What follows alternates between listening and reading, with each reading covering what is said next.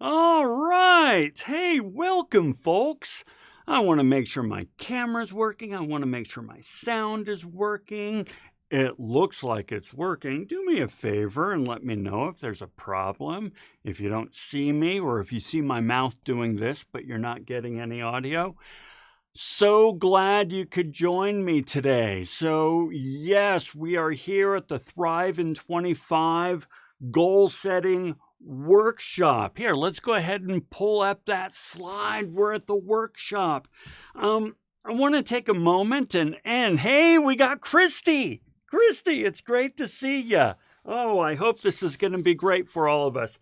Let me kind of tell you a little bit about what we're doing, and then I'll talk about the process. So every year for the last 30 years, come November and December, Sergey, great to have you with us, Sergey.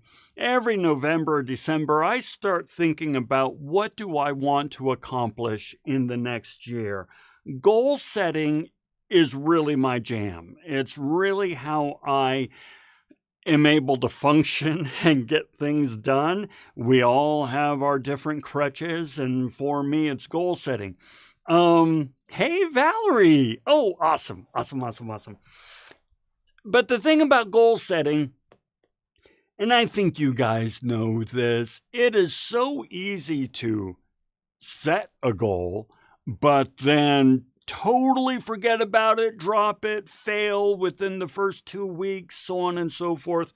This is why New Year's resolutions get such a bad rap, because all we do is we envision, we project this future, but then we don't figure out how we're going to do it. And so every year I assess my past year, which I've been doing, and I set my goals for the next year. Now, there's a few goals that I've already worked through and so forth, but there's one that I've been holding off on because it's the most terrifying goal of all, and I want to do it with you.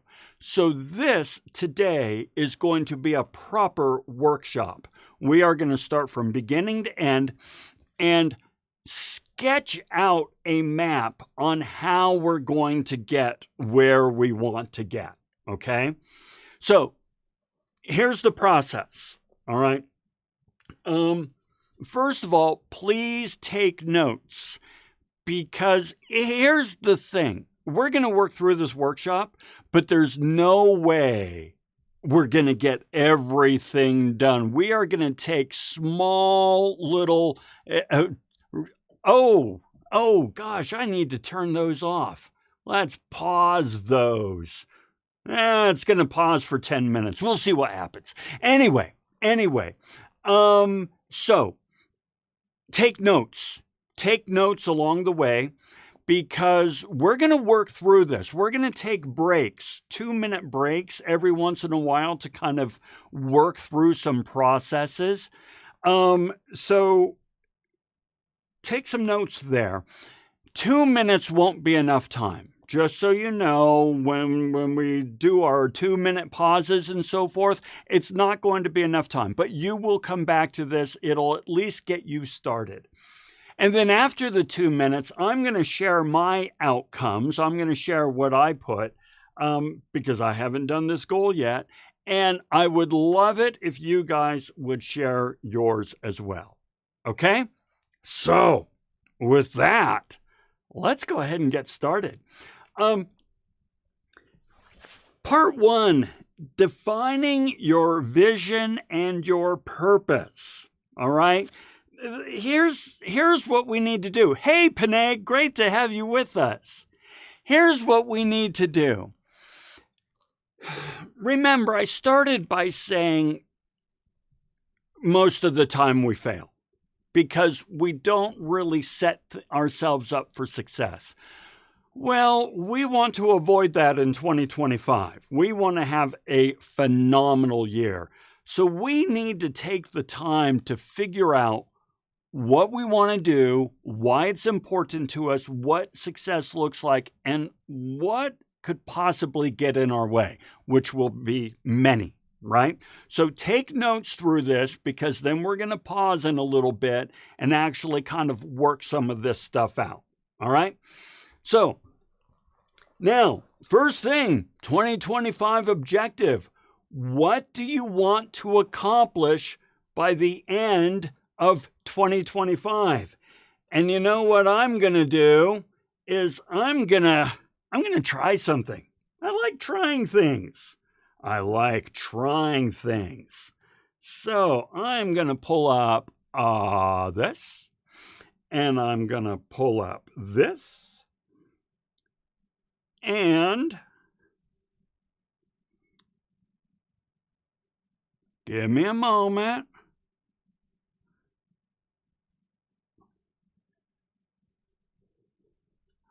Here we go. Mobile cam. I'm hoping you can hear me.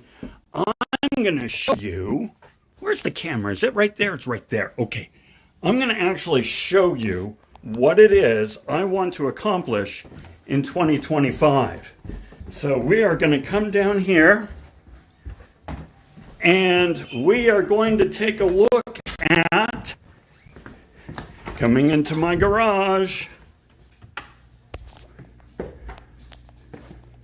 There it is, my 1965 MG Midget.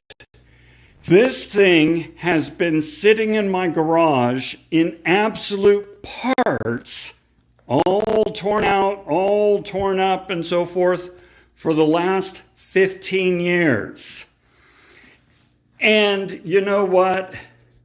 I need to fix this. I need to change this and get this thing up and running. So for me,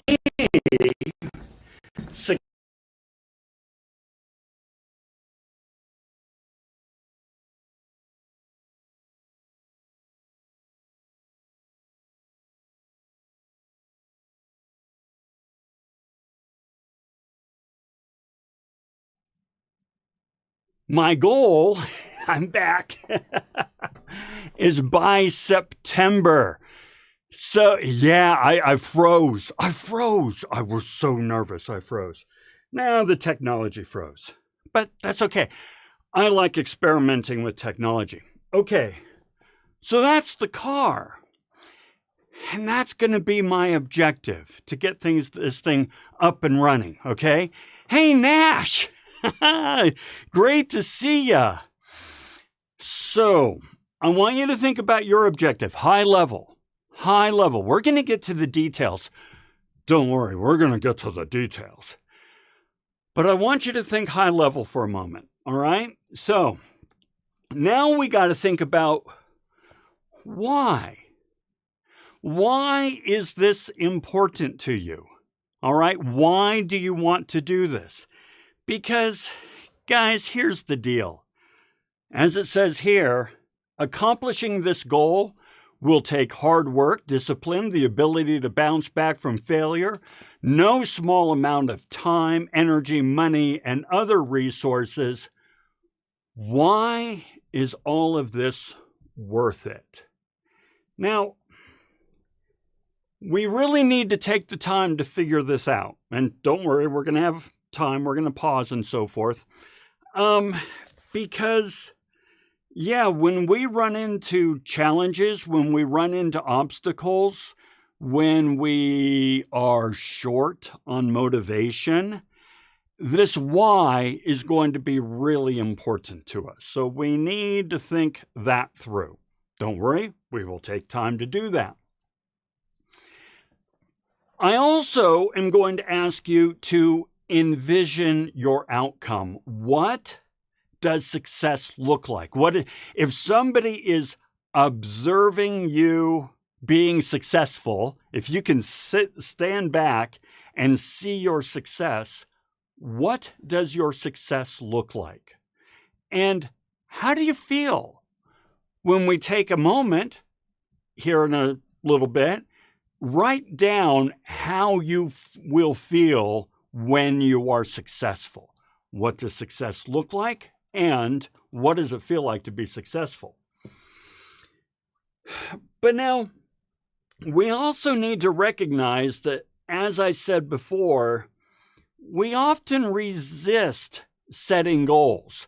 So, I mean, we've got a good number of folks with us today, right? But there's a lot of folks who aren't with us because they're like, oh, I don't really like setting goals. Well, why? Well, I'll tell you one that's really serious with me is a fear of failure.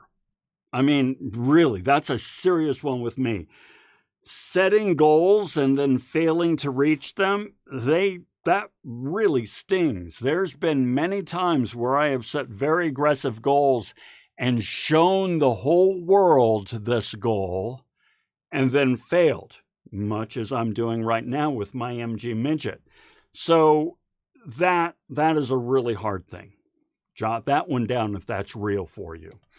Another one can be perfectionism. If I can't do it exactly perfect and fantastic and marvelous, then what's the point of even trying? Now, generally speaking, I don't really suffer from perfectionism, except for some reason when it comes to the MG Midget, it kind of gets in my head.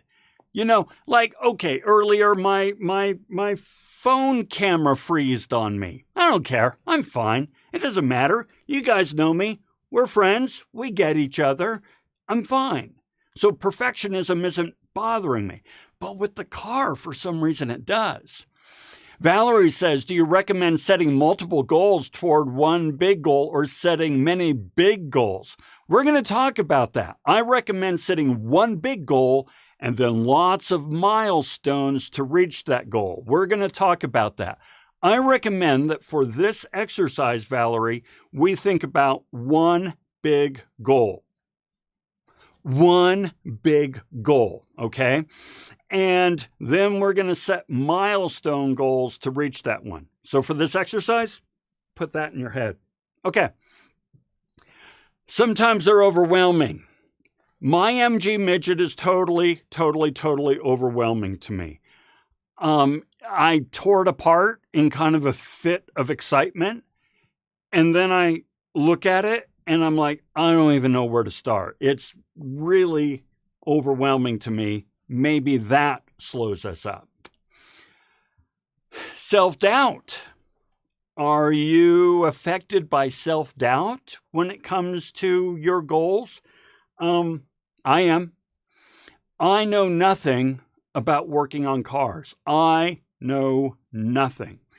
So I have a lot of self-doubt that gets in the way of me working on it. Like I said, it's been there for 15, 20 years. It's crazy, okay? Anata's going to come up. We'll take care of that. We're going to take care of that. There we go. Okay. So I have a lot of self-doubt. Maybe that affects you. Discomfort with structure. Setting goals and so forth. Where to start gets me every time. Yes, where to start. That's part of, for me, overwhelming. When things are overwhelming, I'm like, I don't even know where to start. And so we're going to talk about that. Discomfort with structure. Some people don't like structure. Me, I love structure. I adore structure. But some folks are like, no, I like to be more free and unfettered and just kind of ad hoc. And setting and accomplishing big goals, difficult to be unfettered if you're going to be successful. Okay? Fear of change.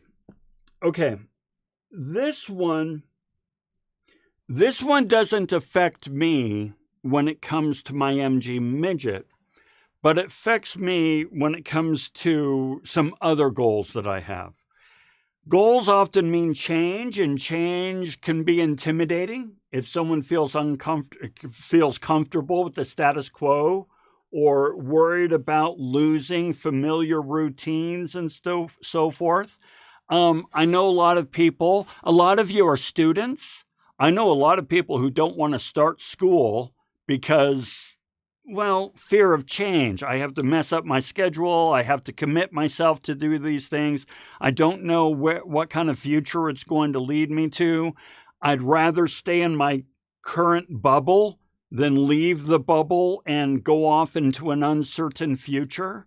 I've run into that quite a bit, and I have felt that a lot with some of my other goals. So now we're going to take a couple of minutes, right? Oh, thank you, Amanda. Thank you. We get to now take 2 minutes. 2 minutes will not be enough, but it can at least allow you to jot down some things real quick that you can come back to and ruminate on later and add to and work through and things like that. That's how I'm going to approach it. So I've got my pad of paper here. Like I said, I'm doing this along with you. We're going to take a couple minutes and we're going to answer these 4 questions in general. What is your 2025 objective? Why is it important to you?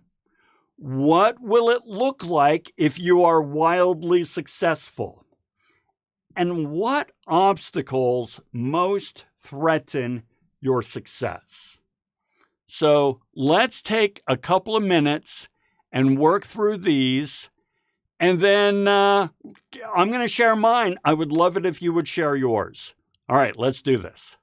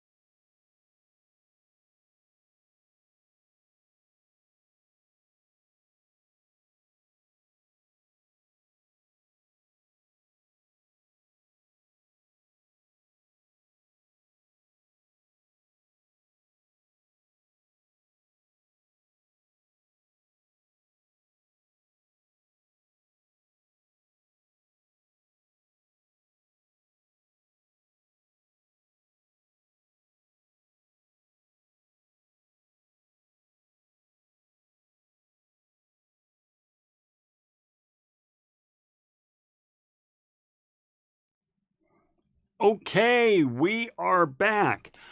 I know that wasn't enough time to work through these. Like I say, this is just to get us started. Feel free to come back to this video again and again and kind of work through them and so forth. I'm going to have to do the same thing because I did get notes. There we go. There are my notes. But I need time to meditate upon these. So for me, getting the MG up and running. So what is the objective? Getting the MG up and running. Why is it important to me? So I'm going to be a little bit vulnerable with you on this, on why it's important to me. I kind of have this feeling that all of my value as a person is up in here. I make money with my brain. I make money with my brain. Fine. We all have to make money with something. I use my brain, right? But I feel a certain level of shame that I am not mechanically competent.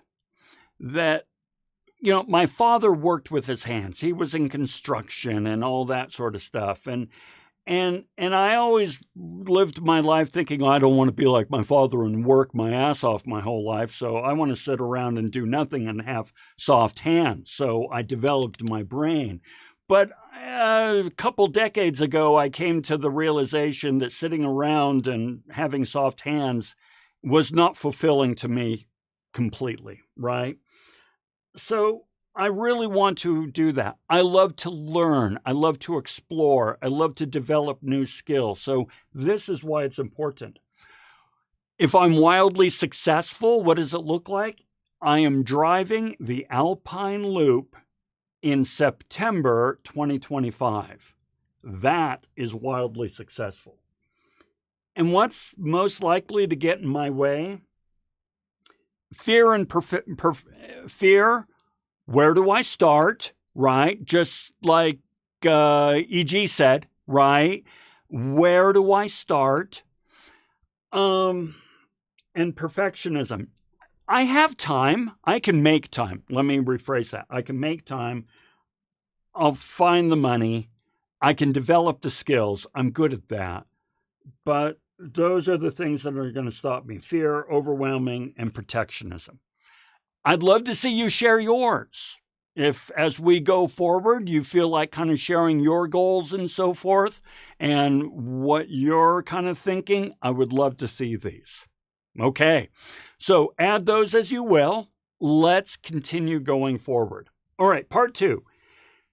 This one we're going to jump into pretty quickly. Alpine Loop in September, Valerie. So we're talking autumn, right?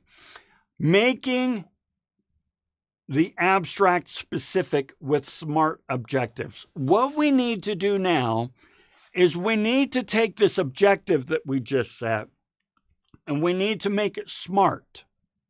Now, SMART is an acronym for specific, measurable, attainable, relevant, and time-bound. Let me talk through those real quick and take a quick note of these. Specific. What specifically are you going to do? Oftentimes when we set a goal, it's really not so much of a goal as it is a vision. A specific goal is, let's say that you're going to graduate. What specifically? What degree are you going to earn? That sort of thing. Or for me, the car is road legal. That is specific. All right. It is running and road legal. Measurable. How are you going to measure this? Well, for me, measuring, I'll come back to it, but it'll be more along the lines of it passes inspection. That's a measure.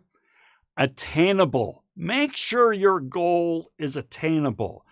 Don't say I'm going to earn a 4-year degree in 1 year. That's not attainable, right? Relevant. Is this important to what you want to become, who you want to become? And then time bound. Set a specific date, okay? When are you going to do it? What date? When are we going to see that? So let's go ahead once more and let's take 2 minutes and write these out, and I'll share mine with you. So, 2-minute countdown.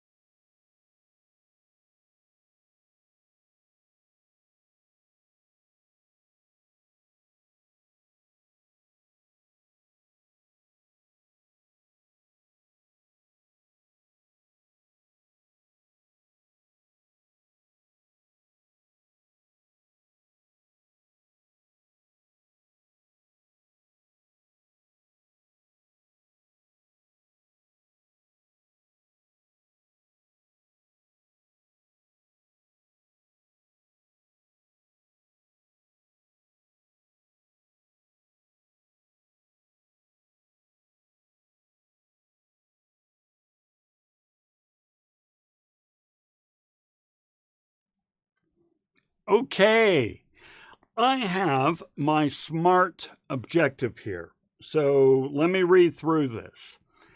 My 1965 MG Midget is road legal, having passed inspection, and is capable of driving the Alpine Loop without breaking down by mid-September 2025. So that's specific, very specific. It's measurable, having passed inspection, drive the Alpine Loop without breaking down. Attainable, I hope. Relevant and time-bound, mid-September. Okay, let's see what we have here. Karen says, I want to declutter my craft room. I need to get it organized so that things are easily accessible. What will stop me will be time, frustration, maybe a bigger mess, and success would be I'd be able to sit down at your craft room at your desk. I love it. Love it. Actually, my wife did that like 2 weeks ago.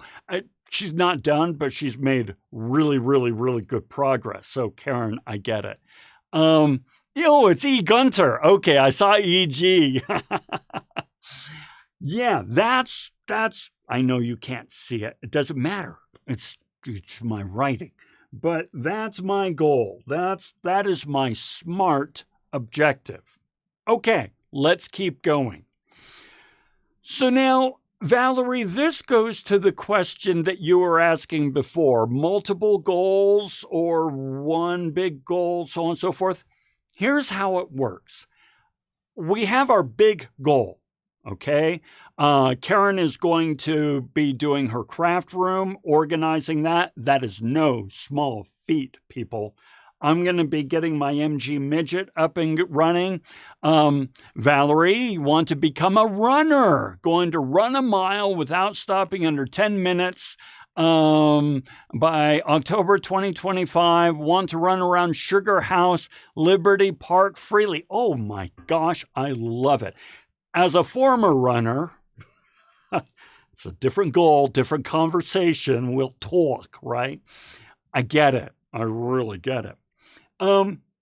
What we're going to do now is we need to set milestones to our big objective.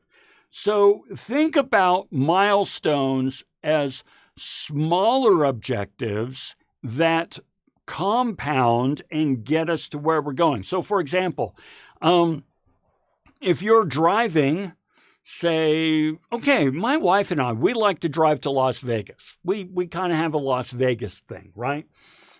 So we have several milestones. First milestone is when we hit St. George, because that's where we'll do lunch and we refuel. So when we hit St. George, we know that we're halfway there.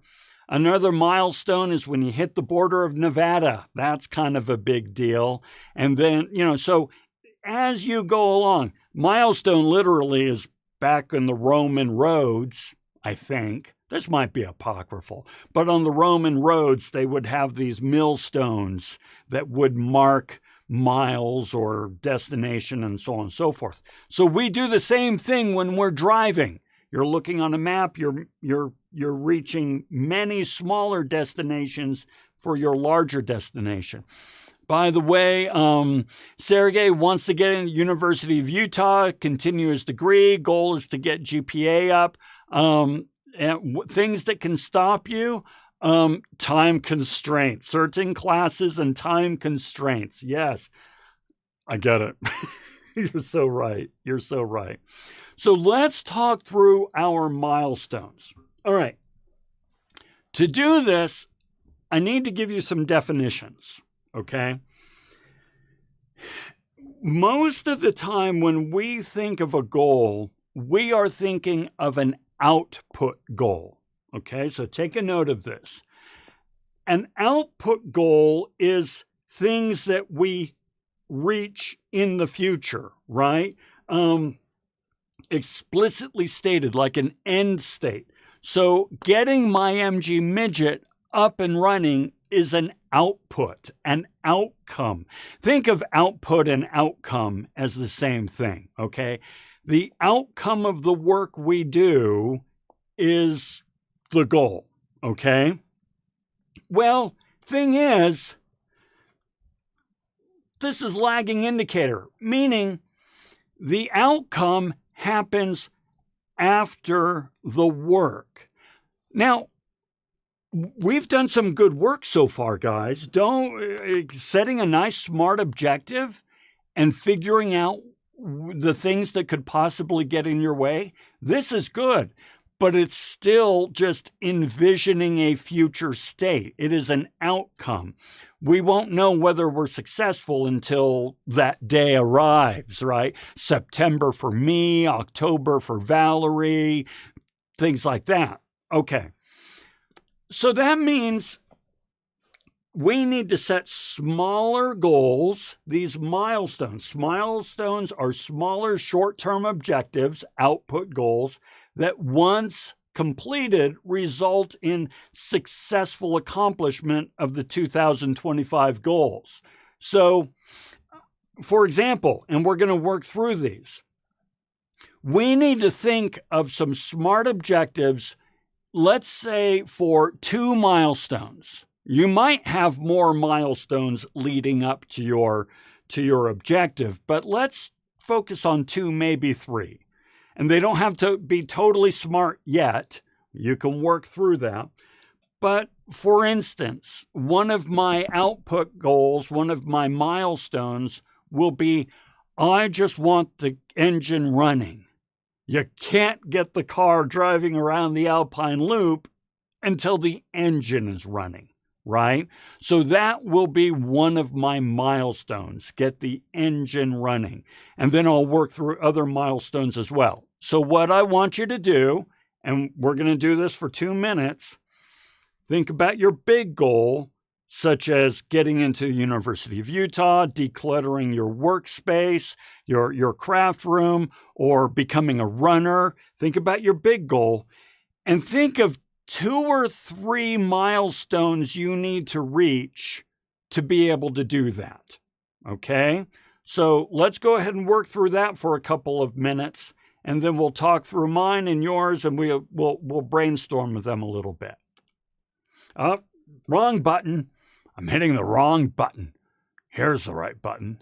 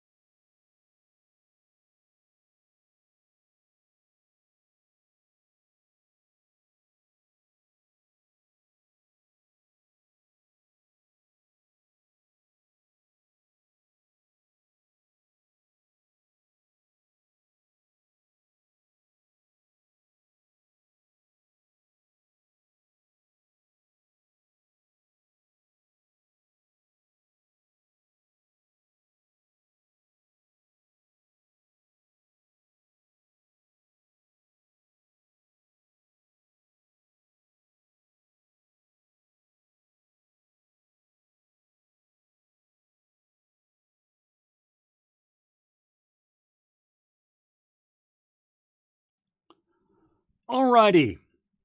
Okay, let me share with you 3 milestones that I have set up, and then let's talk through your milestones, maybe brainstorm a couple of them. So my milestones are, I want the engine running in January. So in January, I want to hear that engine running. Okay. Then in February, I want to have all the electrical done and the dashboard back together. Okay, that is my goal for February. Electrical done, dashboard together. And then in March, I want to be able to drive the car around the block. That's it. I want to be able to get the car driving around the block, and then I can figure out other milestones and so forth. And of course, I'll do that later on. But those are my first 3 milestones. So let's talk through some of your milestones. For example, Karen, you might say declutter for your craft room. Let me make a recommendation. Pull up my video about how Tony Stark uses Lean Six Sigma, because the lean process is what you need to do to declutter your craft room. Trust me, I used the lean process on my garage and my workshop there that you saw a little bit of. You want to use the lean process for your craft room. So do yourself a favor, pull up the lean video, how Tony Stark uses lean in Six Sigma, and give yourself the milestone of completing one sweep of the lean process, say by January or something like that. Valerie, you want to be able to become a runner. You want to be able to run without stopping a 10-minute mile. That's a pretty serious goal, right? You probably want to start with something like, can you walk a mile, say, in 13 minutes, right? Something like that. That's a first milestone. Or walk a mile, I don't know, not 13 minutes, but let's say 15 minutes, right? And then the next milestone is to be able to run in 14 minutes, and then each month take off 1 minute, something like that. These would be milestones for you. So consider those. Feel free to share what you have written so far. Amanda, Container Store. It's such a fun place to be. Oh my gosh, I'll tell you what. Container Store is one of my favorite places. I love containers. Yes. I love organizing tools and so forth. Yeah. Oh my gosh, I can get in such trouble there. Okay, let's keep going. All right. We just discussed outcome goals or output goals, but none of this happens without inputs. This is when we have to actually do the work, right? Up until now, it's all been goals and vision and wouldn't it be nice if? Now we have to figure out, what do we actually need to do? These are the inputs. So let's take a look at inputs. Input goals focus on the actual work we need to reach our end objective we need to do. The work plus the systems and processes we put in place to get the work done, all right?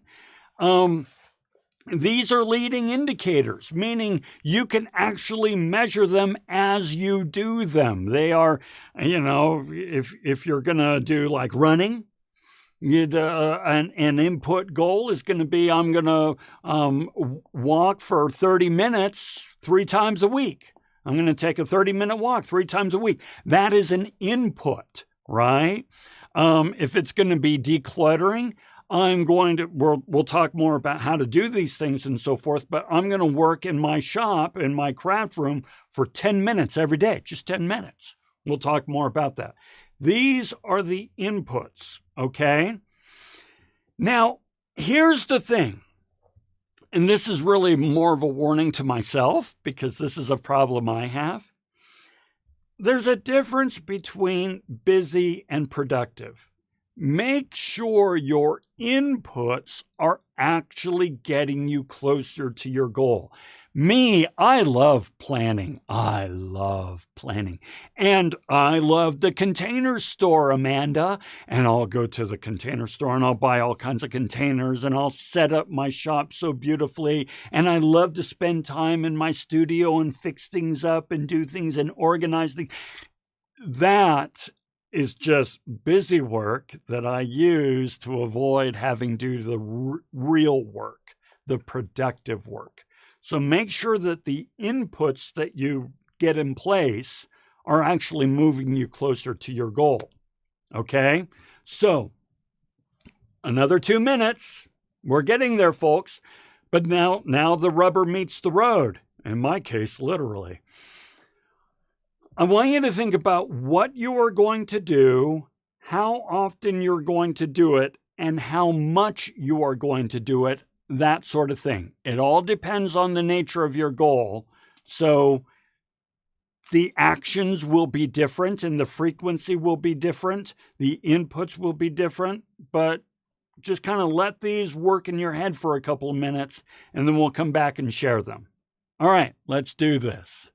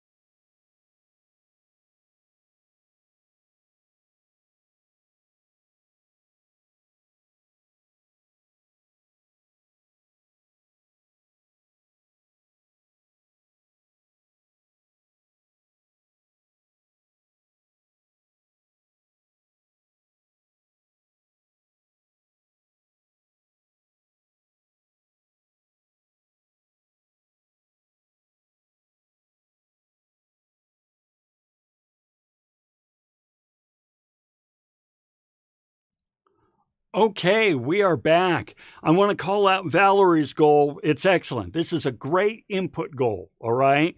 She's going to walk briskly for 30 minutes, 3 to 5 times a week, okay? So that is something you actually do and is an input into eventually reaching your output or your outcome goal, okay?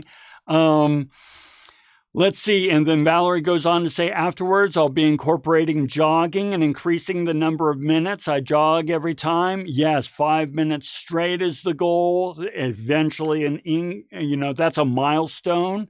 Also need to do research into running recovery. That's an input. Nice. For me, my input goals are I am going to work on the car for 3 times a week for 30 to 60 minutes. And I am going to block this time out in my calendar. So it will be the same time 3 times a week, 30 to 60 minutes, depending on the nature of the task. And since it's blocked out in my calendar, it is sacred time. All right. And I am not going to allow myself to put something else in that time, which is what I do all the time, people. I always say, oh, well, I really need to work on this, or I really would rather do this, or, oh, it's really cold outside. I'm going to make sure that I do what I schedule out to do. I am also going to leave the garage clean, which is part of lean. So Karen, when you look at that video on the lean process, part of it is leaving it all clean and neat and tidy. So the next time you walk in there, it is a pleasant, conducive space ready for you to work in. So those are some of my input goals. Sergey, I'm going to work in my classes 2 to 4 hours a day, 5 days a week each semester. Great. Sergey, feel free to attend the work shifts over in my other Nutshell Brainery and the Nutshell Compound. More about that later on. Feel free to attend the work shifts on Tuesday night because that's when I'm going to be doing a lot of my stuff. Okay, very good. Let's keep going. Now, next part, and I need a new page, is systematizing our actions. Here's the thing, guys.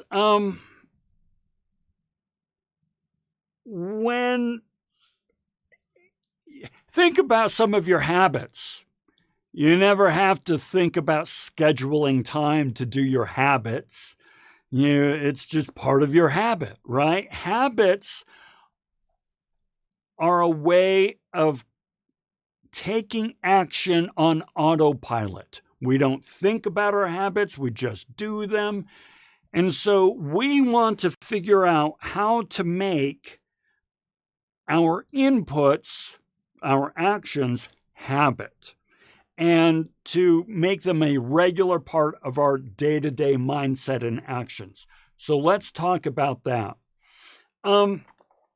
Remember, big things are accomplished through a series of small, simple, clear, easy-to-do steps. This is one thing that I especially have to think about when it comes to my MG midget, is I don't know how to restore an MG midget. I don't need to know how to restore an MG midget. I just need to know how to screw on a gas tank. I just need to know how to clip on a fuel hose. I mean, it's like, well, anybody can do that. Well, yeah, if you break the task down into small enough parts, anybody can do anything. I believe that. So think about, breaking things down into its smallest parts so that they're not so daunting. And then think about what kind of system are you going to use to track your progress? You really need to track your progress. What gets measured gets done. Amanda, Atomic Habits is a fantastic book, folks. If you are really interested in developing habits that bring about excellence, Atomic Habits is a great place to start. I think the author's name is Clear, as in clear, all right? Pretty darn sure, but you can Google that. But Amanda's right. Highly recommend that book.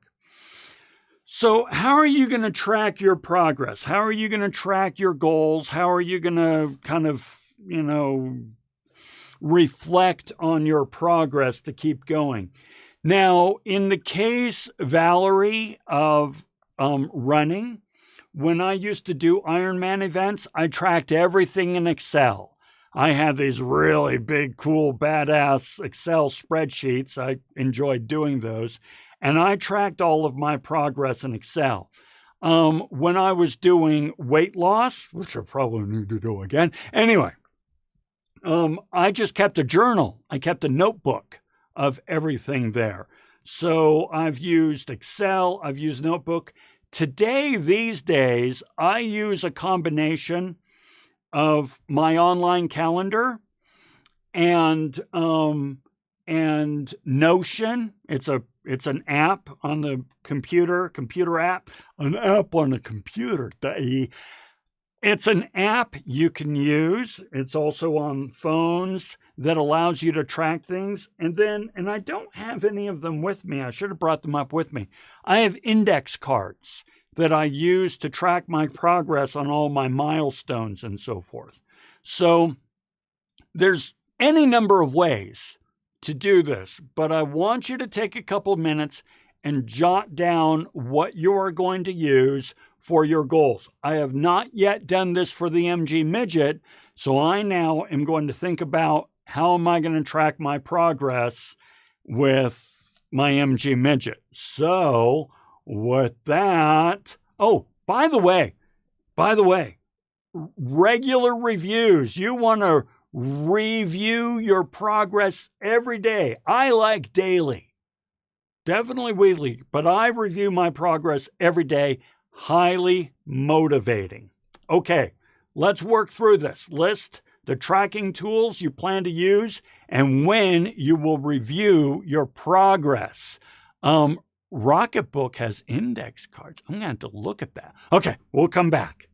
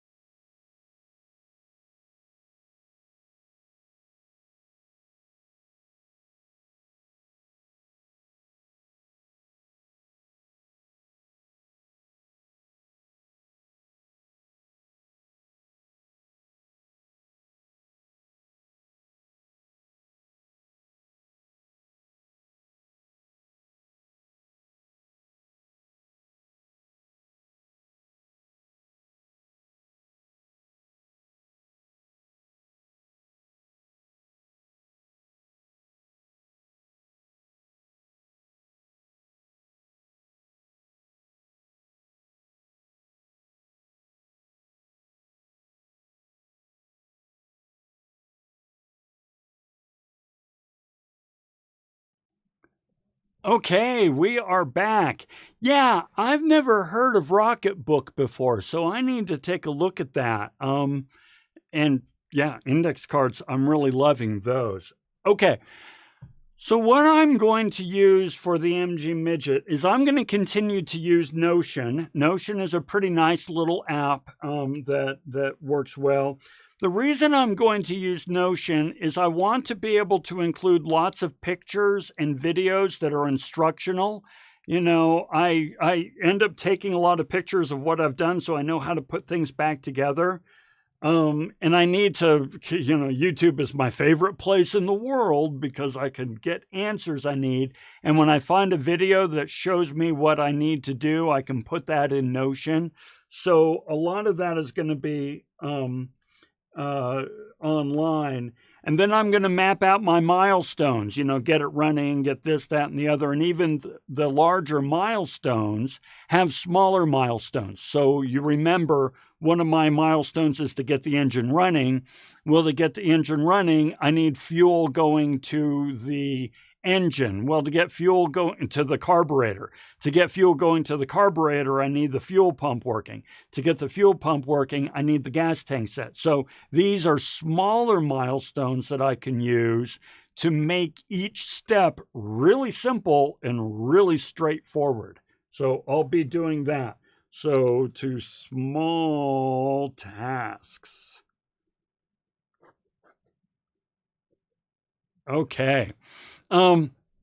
Feel free to share what you're kind of thinking. So Valerie, notebook and Excel, Well, Excel, you're not so Excel savvy. That's fine. Just do a notebook, right? And track it daily, because then it's really motivational. All right. Let's talk about motivation and procrastination. So by this stage, you have a pretty good idea of what you want to accomplish, and you have a fair idea of what you need to actually do to accomplish it and when you are going to do it, and you know what kind of milestones you're going to reach and so forth. AirPad and use GoodNotes. Yeah. Oh, that's a good one. That's a good one. I like that. But then we're going to have to think about motivation and procrastination, because the best laid plans of mice and men always fall apart when we get in our heads and really suffer. So I'm going to talk a bit about motivation and procrastination and some tools to overcome them. Take notes on these, and then we'll talk about what tools work best for us. Okay, so with that, first of all, the one that always gets in my way, folks, is I don't know what I'm doing. Well, one thing about this sort of project is you don't need to know what you're doing. The project will teach you how to do what you're doing. As I say here, you don't need to know what you're doing. You only need to know what you are doing next. I don't know how to restore a 1965 MG Midget, but I know the next thing I'm going to do is reattach the fuel tank that I cleaned up. That's all I need to know how to do. I don't know how to restore a 1965 MG Midget. All I need to know how to do is reattach a fuel line. You see what I mean? So that's what I tell myself when I get stuck in the I don't know what to do, or I don't know where to start. Just do one thing. Okay. Another thing about motivation, guys, is action precedes motivation. It's really important that you understand this. In the popular culture, we kind of get it in our heads that I can't take action until I feel motivated. I don't feel like doing it. No, it doesn't work like that. You do it, and then you start feeling motivated. So that is really important. If you're waiting to feel motivated to get started, you're never going to get started. So you need to follow Nike's maxim and just do it. By the way, you can sync your Rocketbook notes directly to Notion. Oh, it's good if you write freehand. You can completely skip the... Okay, good to know. I'm going to look that up. I've got a note here to check that out. Okay, continuing on. Learn the 2-minute rule. 2 minutes says if a task comes up and it takes 2 minutes or less to do it now. Do it now, right? So, for example, Valerie, let's say that you want to review yesterday's run, and you're like, I don't feel like reviewing yesterday's run. 2 minutes. You can do it for 2 minutes. Just open it up, look at it. It'll kind of remind you of what you're working on, why you're working on it, and you can move things along. Karen, if when you're setting up your craft room, and you're like, oh, I need to put the sewing machine away, but I don't want to mess with it. 2 minutes. You can put the sewing machine away. It'll just take 2 minutes. If it takes 2 minutes, do it now. Okay.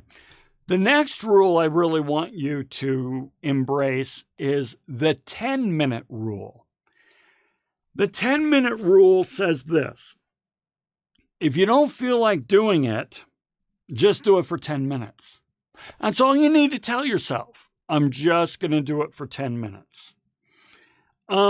So let's say, for example, that my time comes along that I'm supposed to work in the garage, and it comes across 3 times a week, and I always find other things to do. No, what I need to tell myself is, I don't feel like doing it. Okay, fine. you're supposed to do it for 30 to 60 minutes.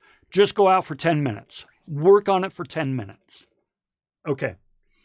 One of two things will happen if you follow the 10-minute rule. Either you will work on it for just 10 minutes and then stop, which is fine. You did 10 minutes. And last I checked, 10 minutes is more than 0. Okay? What's more likely to happen is you're going to work on it for 10 minutes, and that's going to go into 12, 15, 20. Once you get started, you won't stop. Because remember, action precedes motivation. So the 10-minute rule is a great way to trick yourself into becoming motivated. So embrace the 10-minute rule. Sometimes even that's too much. So you figure out what is the minimal viable action. When you don't feel like doing anything at all, decide what action would require the least amount of effort and yet still makes progress, and do that. So, Karen, you might say, well, you know what? The least amount of effort for me to do is to go into my shop and zip up the yarn bag. My yarn bag is unzipped. I'm just going to go in and zip it, okay? That's minimal viable action. In the case, Valerie, you and running, your minimal viable action might be, you know what? I'm just going to put on my shoes and walk outside, walk to the mailbox, walk up to the top of the street, or that. It doesn't matter. Minimal viable action. For me, working on the MG Midget might be, I'm going to go out and measure what size fuel line I need. That's all I'm going to do. I'm just going to go outside, measure the fuel line, and that's it. Minimal viable action. Because even if you don't have any motivation, you can at least get that done. Valerie says that works so well with running. Usually when I tell myself to hit the gym for at least 30 minutes, I end up staying longer. Yes, you get it. Okay, the next thing you can do to help yourself overcome procrastination is mise en place. This is a term used in cooking. So if any of you cook, you know the term mise en place. Mise en place is just get everything in its place.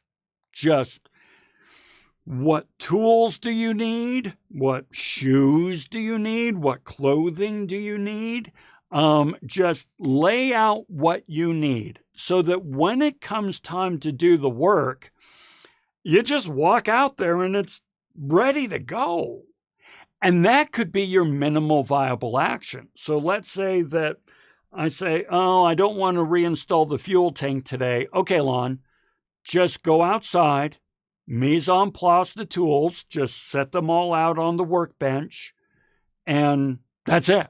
That'll take you 3 minutes, and that's less than 10, and you're set so that tomorrow when you reinstall the fuel tank, everything is ready to go. This really goes a long way in making your work more enjoyable. And Karen, you know all about that because there's nothing like having a craft room where everything is in its place and just all set up nicely. Or in studying, Sergey, when your computer is set and you have a nice workspace and so forth, mise en place goes a long way. Tool organization. Okay, Karen, once again, this kind of talks to you in your craft room. This definitely talks to me on my workshop, right? These are 2 rules from Adam Savage. That's a picture of Adam Savage there. First order of retrievability. Make sure that everything is in its place and you don't need to move something else to get to the tool you want. You want to be able to just go and get the tool you need, not move things around to get the tools you need. That's first order of retrievability. And then you have lowest possible threshold to flow state, meaning you set things up so perfectly that, and this is mise en place, that when you're actually doing the work, it is not work to do the work. You don't have to look for things. You don't have to find things. You don't have to retrieve things and so forth. Everything's just right there so you can bring all your focus to the work. This is a great motivational tool. Okay? Another motivational tool I use is be that person. So let's say you're really struggling with achieving your milestone this month or this week. Well, what kind of person would it take to be successful? What kind of person would be successful at this? Well, be that person for 20 minutes. Leave yourself behind. If you are not motivated, be somebody who is. I know this sounds a little weird and woo-woo, but it works, folks, right? So I could go out to my shop and I can be Tony Stark for 20 minutes. It's like Lon doesn't know what he's doing. Lon is afraid of messing up. Lon is all wigging out on where to start. Tony Stark wouldn't have any of those problems. So walk on out and be Tony Stark for 20 minutes. Or in running, go outside and be an Olympic athlete for 20 minutes. Just 20 minutes. You can do that. Okay? And then remember, as you're working on all this stuff, sometimes it's going to take a while for you to see the benefit. Now, Valerie, this is definitely going to be the case in terms of running. As a matter of fact, you are going to hurt and get slower before you get stronger and faster. And that can be really demotivating. That can be really demotivating. So remember, in the beginning, when you're looking at your progress and you're tracking your progress, this goes the same way when you're trying to lose weight, by the way. If any of you are looking at losing weight, you actually go backwards before you go forwards. But over time, it starts to compound. And within a couple of months, if you can get past those couple of months, you're going to start seeing incredible progress. So just hang in there. Okay. Finally, if you're feeling demotivated or you're procrastinating, go back to your why. There was a time where this was really important to you. Why was it important? If you go back to your why, you can kind of remind yourself why you took on this goal in the first place and kind of rejuvenate you a little bit. Okay? So what we're going to do is we're going to take 2 minutes. We're almost done, folks. We're going to take 2 minutes, and I want you to write down the motivational goals, either these, not goals, motivational techniques, either these techniques or others that we did not cover that work for you, and let's share those. What techniques are you going to fall back on when you are not feeling motivated and you are procrastinating? So let's take a look at that. And 2 minutes.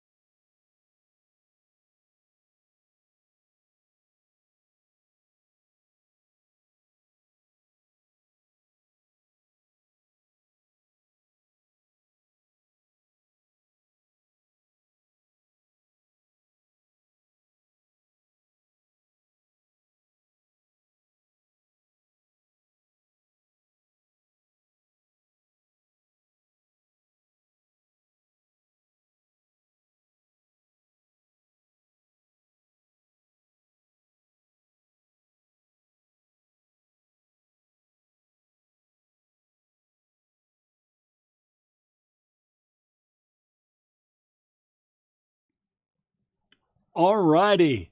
Let me go ahead and share with you what I have. Now, all the things that I listed are ones that really work for me. Okay, so I'm not going to hash the ones that I've already listed. But there's a couple I would like to list for you that might help you, especially Valerie and Karen and so forth. And that's this. When I'm in the garage working on the car, I try to give myself permission to say, this is 100% me time. I'm doing this for me. This is my space. This is my sanctuary. This is my oasis. And this is my time. I am in here to self-actualize. I should not allow myself to feel pressure. I should not allow myself to feel anxiety. It's all for me, because so much of what we do, folks, is for other people. I mean, a lot of you just spent a whole semester doing stuff for me, or at least for the school, right? Do this assignment, do this thing, subscribe, blah, blah, blah, blah, blah, right? There's not many times in our lives when we are able to say, I am in my space, being in the moment for me. And so that's what I've written down for myself here in terms of the car. So yeah, that's my thing. So curious to see what you guys have there. All right. Last part, okay? Accountability.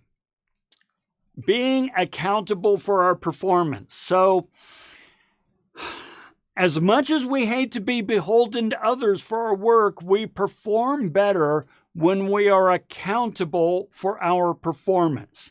So folks, this is when I'm going to do the sell. I'm actually going to try to sell you something. I want you to be accountable with me. I want to be accountable to you, and I am inviting you to be accountable to me, okay? So if you go out to Patreon, patreon.com/nutshellbrainery, and if you sign up for the Shellmates, it's that one right up there, the Shellmates level, then what I am going to be doing is I am going to hold a monthly Zoom meeting. Every single month on a regular time, we are going to meet over Zoom, and we can share our progress, we can share our challenges, we can help each other overcome obstacles, and we can be a cohort of folks working toward their goals, okay?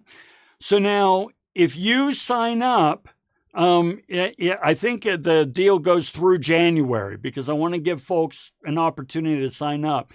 If you sign up through January, you can get a 75% discount on the first month. I want people to come in, even if it's for just 1 month, and see what it's like. I'm going to be holding the first Zoom meeting here at the beginning of December, so that we can actually share with each other what we are going to work on and so forth. And then all through 2025, we'll meet once a month and share our progress and work through challenges. I will also be sending out weekly motivational emails, tips and tricks, and kind of updates on what's going on. So if you want to have that added piece of support, then I invite you to go out to Patreon, take a look at what I have going on, and you can decide if that's right for you. And Valerie, I'm glad that whole this is you time works for you. It works for me. Sometimes I feel guilty. I feel guilty when I say this is me time. And it's like, you know what? You don't have to feel guilty, right? You do so much for other people. It's okay to give yourself a little time. All right? And folks, you made it through. Congratulations. In closing, don't doubt, take bold action. And I'll be honest, I'm telling myself this because I doubt myself and I don't take any action. Okay? So I hope this has been helpful for you. I hope you've been able to kind of think through what you want to accomplish next year. Go out to Patreon. That's at, right there. Patreon.com/nutshellbrainery, all one word. You can always search for it. Take a look at the benefits that are available and consider signing up for that monthly Zoom meeting so we can help each other out. All right? So that's it, folks. You did it. Let's see here. This is the scene I want. That's the button I want. I'll stick around for a little bit if you have any questions or you want to chat on anything. Otherwise, thank you very much for joining. I deeply appreciate it. I hope it was motivational. I'm glad to hear that. Go out and do some awesome things next year. Amanda, thank you very much. I really appreciate it. It's fun to do this. So yeah, go out and kick ass and take names. We'll see you, Valerie. Have a great year. And I hope to see you next year in all the live streams and so forth. Daniela, thank you. Glad you were able to join us. Sergey, take it easy, man.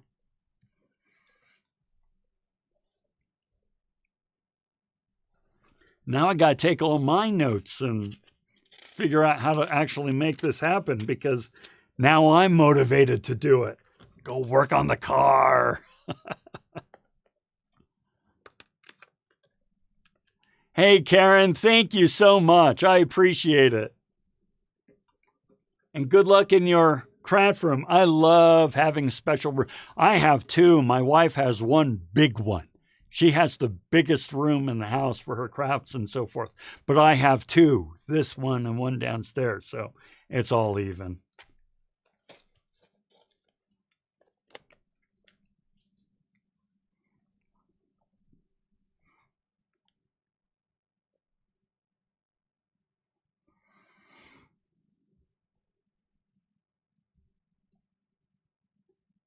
All right. Well, I see folks dropping off and looks like the comments have slowed down. So I'm going to go ahead and sign off. Folks, thanks for joining. Now go off and make some trouble. We'll see you later.